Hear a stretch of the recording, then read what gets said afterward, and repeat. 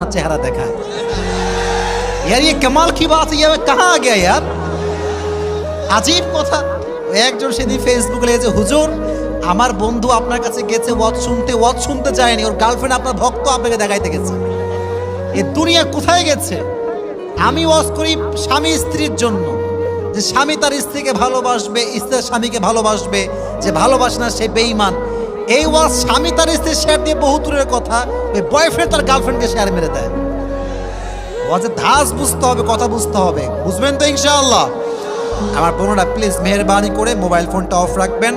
আমি যা বলছি এটা গায়ে লাগতে পারে, বাট হক কথা বলতে আমরা কাউকে পরোয়া করে কথা বলি না। আল্লাহ প্রত্যেকটা মা বোনকে খাদিজার চরিত্রে চরিত্রবান হওয়ার তৌফিক দান করুন, পড়া আমিন।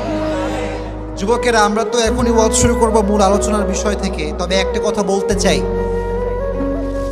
মা বোনদের জন্য সম্মান আমাদের সকলের হৃদয়ে আছে না নাই?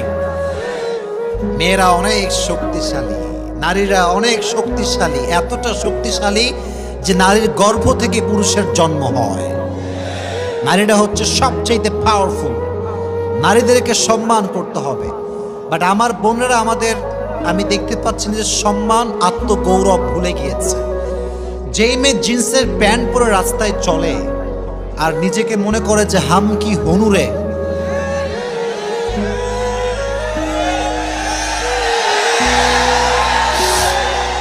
আসলে বোন আপনি কিছু হতে পারেন নাই।